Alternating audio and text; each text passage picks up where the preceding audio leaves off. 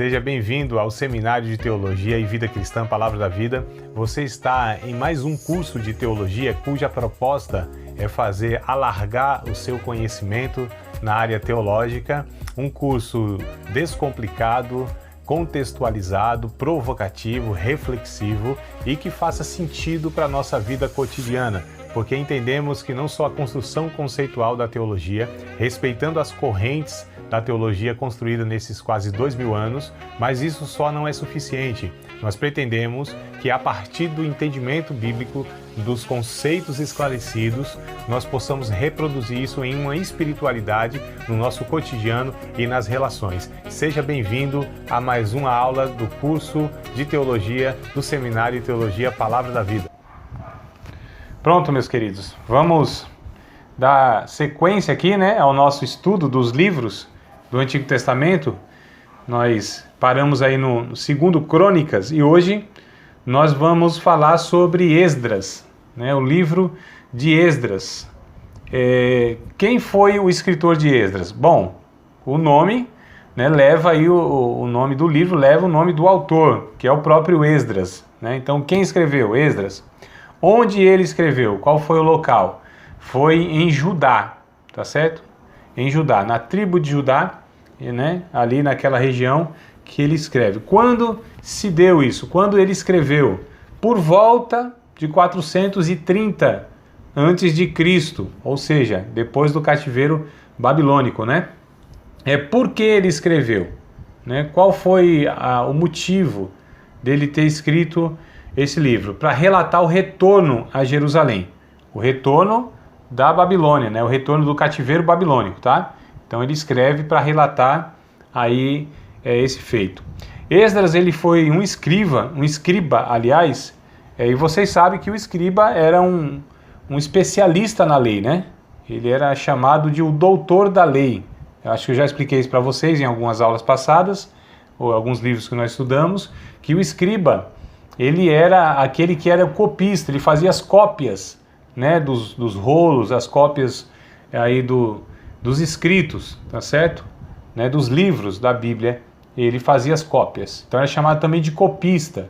Escriba, copista, doutor da lei, advogado da lei, A Bíblia traz esses títulos aí para um escriba, tá? Era uma pessoa altamente treinada, que era bem instruída nas escrituras. Então, de fato, era uma pessoa assim que conhecia as escrituras. É por isso que ele era chamado de doutor da lei, tá? O encargo dado pelo governante persa, na época, era de administrar a lei de Deus em Judá. Então, a gente precisa lembrar, no contexto histórico, que quem ainda era o governante, o dominante daquele tempo, ainda eram os medos e os persas, Dário o Medo e Ciro o Persa. E a gente viu na aula passada, se não me falha a memória, se não vimos eu vou passar para vocês, uma profecia de Isaías, inclusive, que Deus, Isaías nós estamos falando do ano 700 aproximadamente, olha só. Então vai aí mais de 150, talvez 200 anos antes de acontecer o feito, Deus, ele fala que haveria um governante chamado Ciro. Então veja bem, amados, como que é a profecia bíblica. É algo assertivo, é algo assim, de fato, que não tem como ser uma produção humana. Eu falar que daqui 200 anos haverá um império que não existe agora, mas que haverá um império daqui a 200 anos, E esse império, ele vai ter um governante por nome Ciro. E esse governante vai dar uma ordem para o povo que está escravo na Babilônia, e para a sua cidade voltar. Ou seja, é um cenário que não existe. E você falar que vai acontecer isso e de fato acontece, então é uma profecia bíblica. Então Isaías, ele vai trazer isso aí, nós vamos daqui a pouco ler o texto lá para confirmar para vocês aí, tá? Então o rei persa, ele dá ordem aí, aliás, ele tinha o Esdras, esse escriba, depois a gente vai ver Neemias também, era uma pessoa de confiança desses governantes. É interessante, irmãos, a gente perceber que Deus, ele vai articulando, todo um cenário histórico, mundial, geográfico, ele vai também, é interessante que o Provérbios capítulo 22, ele vai falar isso, né? Se não me falha a memória, 22 verso 1, tá? Que assim como ribeiros de água, né? Também é o coração dos reis na mão do Senhor. Tudo quanto ele quer, o inclina. Então, o texto vai dizer que Deus, ele governa a natureza e governa os reinos e os poderosos também. De alguma maneira misteriosa, pelo seu poder, né? Pela sua soberania, ele faz isso. Ele governa, então, dessa forma, o mundo e a história, tá? E não é diferente, então, desse rei, né?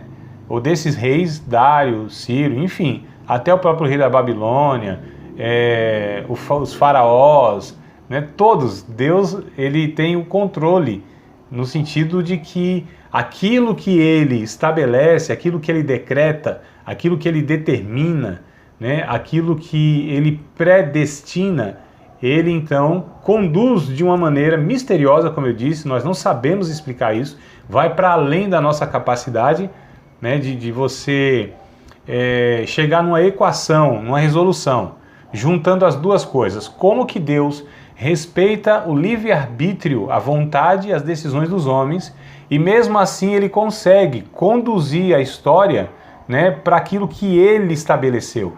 Como que Deus faz isso? Como que ele conduz essas coisas? Nós não sabemos, nós não temos ideia disso. É o grande mistério e é o grande debate aí na teologia por séculos e séculos, né? Principalmente duas correntes aí que vão lidar com a doutrina da salvação, que o calvinismo e o arminianismo, eles se debatem até hoje. É uma briga que não acaba nunca, porque de fato não fecha, a Bíblia não traz os detalhes, né? Ou seja, sobre a soberania de Deus e a responsabilidade humana, como alinhar essas coisas. Então, de fato, elas não se alinham, elas são duas linhas, como a linha do trem, né? Que elas correm assim, ó, paralelamente. Ela vai correndo, paralelo. Opa, aqui, né? Fica melhor. Paralelamente, assim, ó. E é interessante, vocês já viram a linha do trem? A linha do trem, assim, você olha de frente ela. Vocês já viram? Aí você vê lá no horizonte, né? Lá no horizonte, lá no finalzinho, assim. Ela vem aqui, assim, correndo, ó. Aí lá no horizonte ela não faz isso aqui, ó. Né? No visual, quando a gente olha. Vocês já perceberam isso, não, amados? Nunca? Já ou não? Sim ou não? Fala assim, ó, sim ou não?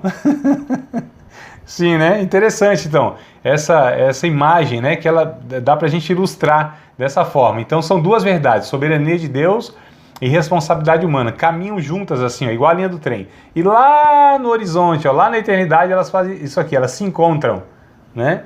Então, é um mistério que só na eternidade, possivelmente, nós vamos entender essas coisas aí que aqui não dá pra gente entender. Isso se resolve na mente de Deus, isso cabe na mente de Deus, mas a nossa é difícil.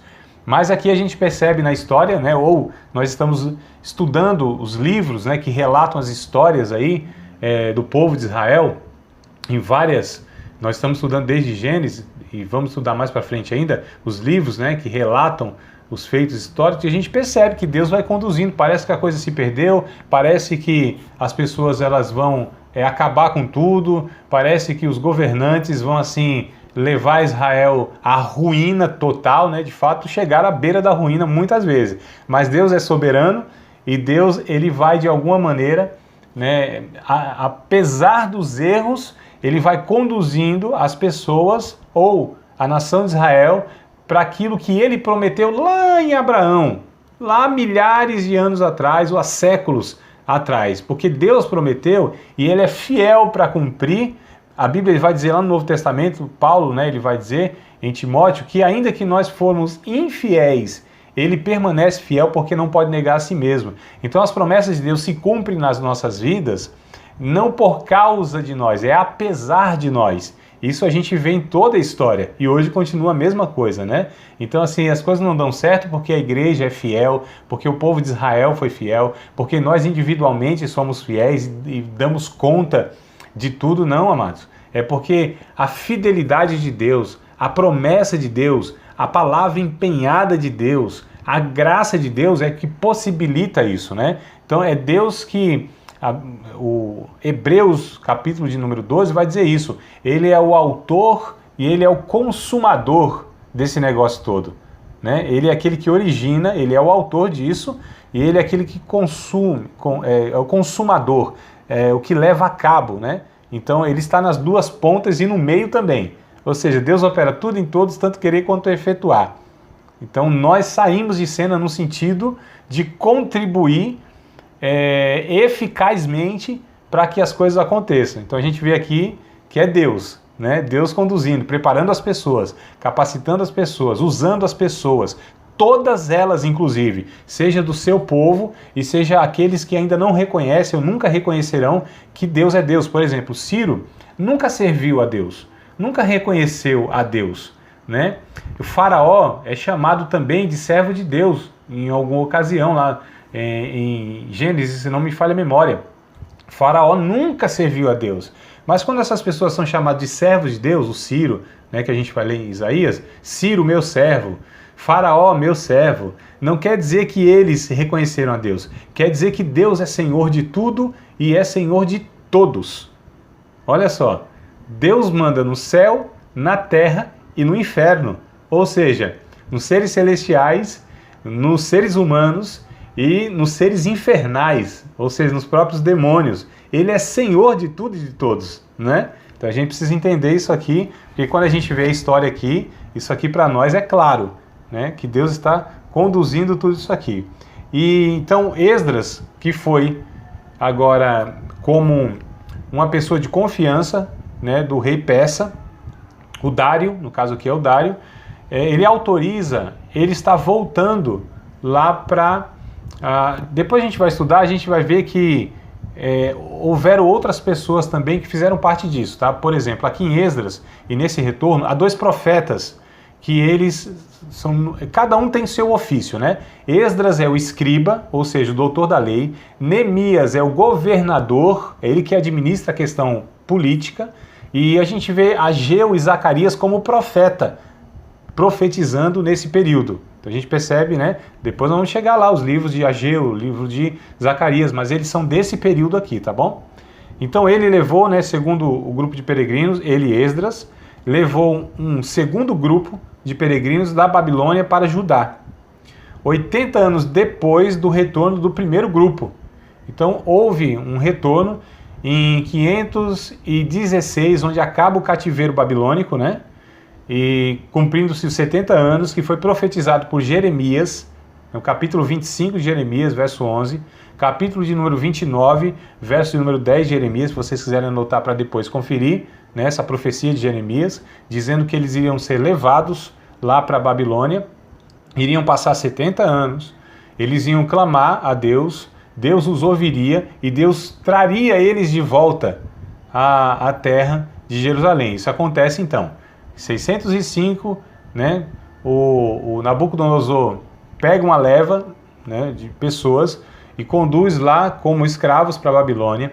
597, mais um grupo de pessoas leva, e 516, onde o templo é destruído, a cidade está destruída, e é conduzido a grande maioria, quase toda a população de Jerusalém está na Babilônia como escravos. Fica lá meia dúzia de gato pingado em Jerusalém, mas não tem templo, não tem cidade, então fica assim, meia dúzia mesmo, tá? Pouquíssimas pessoas, né? Que nem chega a ser uma cidade, tudo está destruído. E nesses 70 anos, então, onde tem a história de Daniel, por exemplo, né? O livro de Daniel se dá nesse tempo, e a gente percebe, então, que nesse meio, onde surgem as sinagogas, que já nós falamos, e é provável que o próprio Esdras, né, é quem tenha fundado, criado essas sinagogas, que eram os espaços para que eles pudessem orar e estudar as Escrituras, porque já não tinha mais o templo, né, já não tinha mais o grande templo de Jerusalém, e eles inclusive oravam nessa sinagoga voltados para Jerusalém. A gente vê essa realidade quando construída aquela estátua de Nabucodonosor, aquela estátua gigante, e na ordem lá que davam, né, no som lá das buzinas, das cornetas, das trombetas que tocavam, todo mundo tinha que se prostrar diante daquela estátua e adorar. E aí o Sadraque, Mesaque, o Abidnego, né, o próprio Daniel se recusam a fazer isso, e não fazem. E eles continuavam na sua adoração, orando a Deus, né, voltado para Jerusalém. Abriam as janelas das suas casas e olhando para Jerusalém ou voltado na direção de Jerusalém, eles oravam, né? Porque não tinha um templo, mas havia aí essa prática de quando eles estavam longe, em outro país, fazendo alguma coisa, toda vez que eles oravam direcionados. Eles sabiam, lógico, né, para que direção ficava, tá? E aí a gente percebe aqui que a primeira leva vai, né? E a segunda leva, depois de alguns anos, isso aqui a gente já está falando mesmo de 430, ou seja, uns 80 anos aí. Então lá para o 516 acaba o cativeiro, 510, uma primeira leva, né? Volta para a cidade, mas tudo está destruído. Então eles estão lá tentando reconstruir, mas não tem jeito. Então 80 anos depois vem Esdras, tá? Trazendo a segunda leva. O governante persa Ciro conquista a Babilônia em 539 a.C., olha só. E autoriza os judeus a voltarem para a sua terra. Uns 43 mil judeus voltam, tá certo? Retornam e tentam reconstruir a cidade e o templo. Vamos ler Isaías, capítulo de número 45, amados. Isaías, bora lá pegar a Bíblia e ler Isaías, capítulo 45, versículos de número 1. 45 de Isaías, versículo de número 1. Vamos ver aqui a profecia que eu falei para vocês. Isaías 45, 1. Assim diz o Senhor ao seu ungido. Olha só, e é chamado de ungido, hein? O Ciro, né? Assim diz o Senhor ao seu ungido, a Ciro, a quem tomo pela mão direita, para abater as nações diante de sua face. Eu soltarei os lombos dos reis, para abrir diante deles as portas, e as portas não se fecharão. Olha que coisa interessante, amados.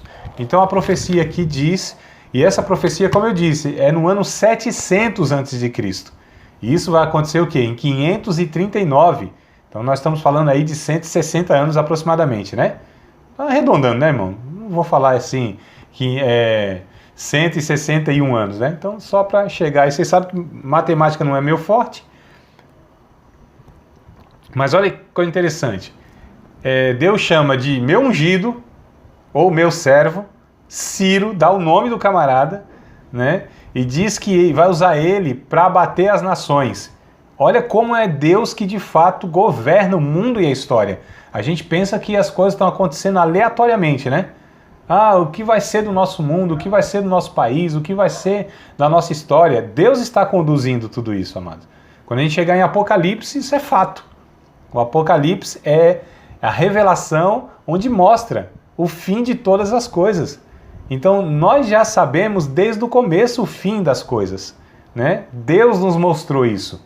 E Isaías, inclusive, é um livro bem interessante, onde tem esses tipos de profecia, ou uma profecia que é mais ou menos assim. Deus dizendo, olha, chama aí os deuses de vocês, Deus é irônico, né? Ele é bem humorado. Chama os deuses de vocês aí, se eles são deuses mesmo, e fala para eles dizerem o seguinte, como vai ser o fim? Porque eu anuncio o fim desde o começo das coisas. Então Deus mostrando a sua divindade e a sua soberania e a sua onisciência. Ele sabe de todas as coisas, ele conduz todas as coisas, né? Então isso nos traz segurança. Então a gente tem segurança porque nós estamos servindo a Deus, não é um Deus, porque não existe outro Deus. É a Deus, e esse Deus, ele é soberano, amados. Se os irmãos pentecostais estivessem aqui, eles iam falar glória a Deus. Mas acho que faltaram, né? Mas tudo bem, vamos lá. Depois do fim do cativeiro babilônico, então, houveram 2 retornos a Jerusalém, tá? E eu quero dividir aqui para a gente estudar o livro. Então vai já para vocês anotarem aí, fazer a divisão de como nós estudaremos esse livro aqui, tá? Achei até uma posição aqui, pronto, vou deixar aqui apoiado. Depois do fim do cativeiro, então, né, houveram 2 retornos a Jerusalém. O primeiro, que vai do capítulo 1 ao capítulo 6, é a divisão do livro que nós vamos fazer, então, capítulo 1 ao capítulo 6, tá certo? Esse é o primeiro retorno. Aí vem com 2 figuras principais. Olha só que Esdras não aparece aqui, hein? Esdras não está nesse relato, nesse trecho do livro, ele não aparece, né, aqui. que é do capítulo 1 ao capítulo 6. Essa é esse é o primeiro retorno aí do povo, tá? Capítulo 1 ao 6 vem com Sesbazar e Zorobabel. Calma que a gente vai achar esse povo aí, tá? Mas essas duas figuras, né, o sacerdote e outro líder lá, eles que vêm encabeçando esse retorno do povo, tá? O segundo retorno que tem é do capítulo 7 ao capítulo 10. E aqui já aparece como figura principal Esdras, né? Isso a gente está falando 58 anos depois, ó. Olha que coisa interessante. Então, 58 anos depois. As coisas não aconteceram assim do dia para a noite. E também não foi... Porque a gente às vezes assim... Tá, eu tô lendo o capítulo 6, né? O capítulo 7 foi no dia seguinte. Não foi. Né? O capítulo 6 foi na segunda-feira. O capítulo 7 se deu numa quarta-feira. Não é assim. Olha só o espaço que tem entre o capítulo 6 e o capítulo 7. 58 anos. Né? Só para a gente entender que os livros da Bíblia, eles relatam períodos, e às vezes de capítulo para capítulo, às vezes de um versículo para outro versículo, há um espaço, há uma história ali, né? Há um período, né, de anos, enfim. E aí a gente percebe então que essa segunda parte é onde de fato a gente vai encontrar o Esdras, tá bom? Então vamos dividir o livro em duas partes, né? Capítulo 1 ao capítulo 6, onde vem essa primeira leva, então, o retorno aí desse povo. Eles vêm com qual finalidade? Para reconstruir o templo, lembra? Cidade destruída, templo destruído, toda a cidade está devastada, amados. Isso é só a gente ver as cidades aí que são pós-guerra, né? A gente não vê aí nas reportagens, lá cidades lá, principalmente do Oriente Médio, aquela cidade bombardeada. Lógico que na época não tinha esse negócio de bombardeio e tudo, mas destruíam, colocavam fogo na cidade, né? Então, de fato, ficava tudo destruído mesmo. E aí a cidade está totalmente destruída, sem casas, não tem o templo, não tem nada. Então o povo vem para reconstruir tudo. E aí essa primeira leva, do capítulo 1 ao capítulo 6, o povo vem com o intuito, com a finalidade maior de reconstruir o templo, tá? Então eles vêm para isso. A segunda metade, a segunda parte do livro, do capítulo 7 ao capítulo 10, só para vocês fazerem a divisão, a anotação aí de uma forma teórica para depois estudar melhor.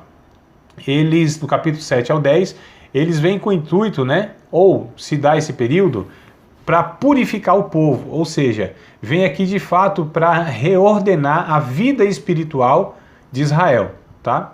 Então, ao retornarem a Jerusalém, depois de atravessar um deserto difícil, né, aproximadamente aí 1 quilômetro e pouco, de Babilônia até Jerusalém, na verdade dá 1.120, 1 quilômetro e 120 metros, né? É longe. De a pé, através de um deserto, amados, levou 4 meses. Então, deu ordem aqui, saiu a ordem, vocês podem voltar para Jerusalém. Opa, vê lá quando está a passagem de avião, embarca o povo, vamos embora. Não era, né? Em 2 horas nós estamos lá. Então 1.000 quilômetros aí de avião faz em torno de 1h40, né? Por aí.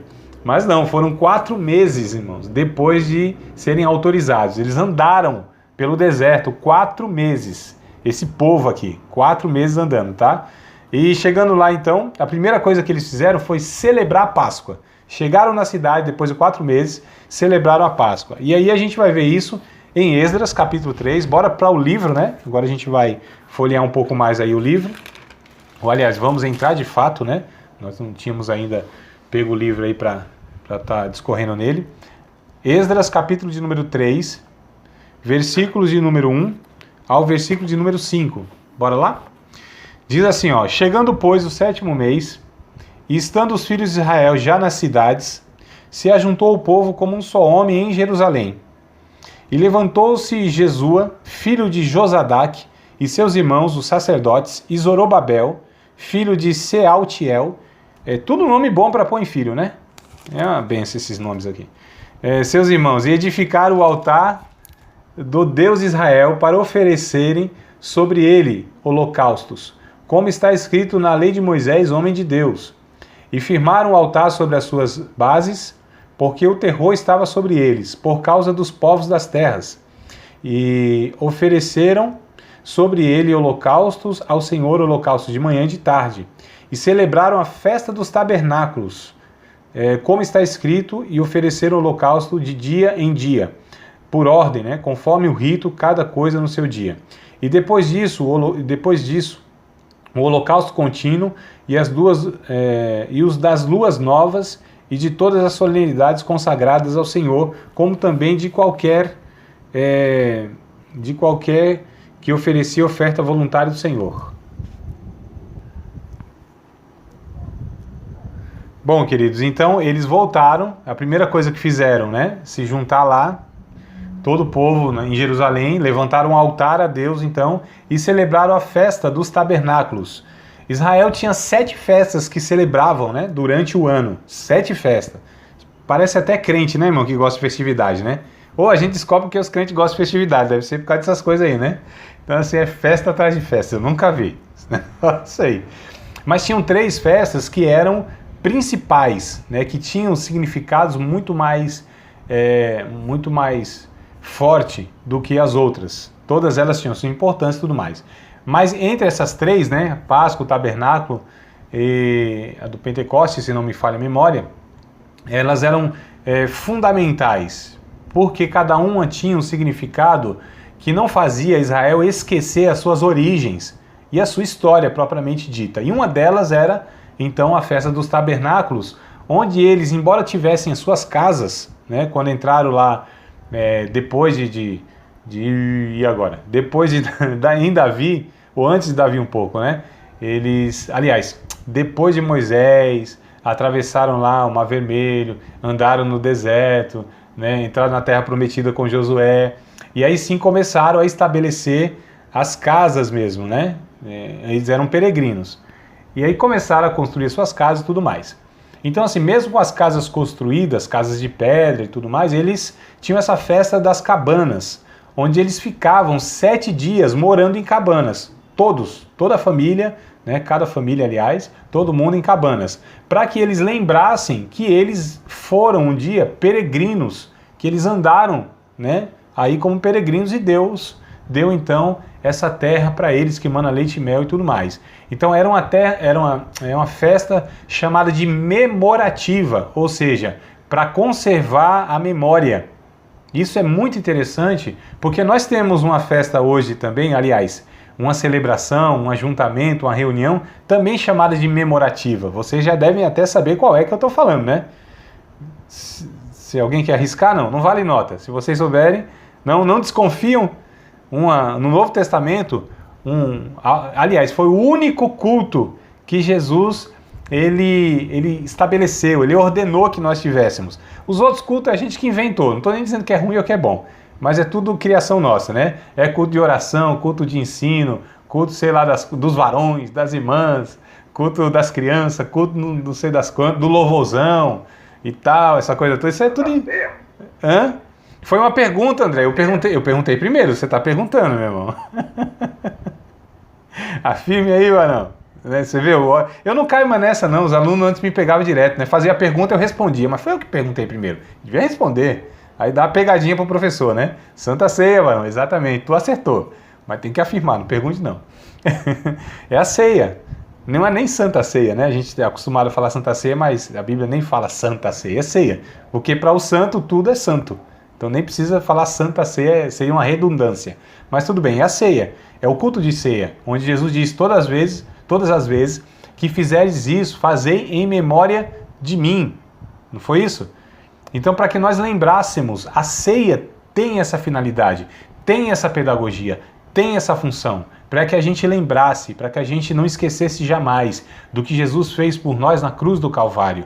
Né, para que nós pudéssemos fazer essa reflexão, olhar para trás. Aliás, falando de Isaías, nós falamos aqui já de Isaías e lemos, mas o próprio Isaías tem um texto muito interessante lá, não sei se é 42, eu posso até depois procurar para vocês, me parece que é 42, mas eu recito ele para vocês, tá? Se você não achar aqui. Isaías vai dizer assim: lembrai-vos da rocha de onde fostes cortado, e do poço de onde fostes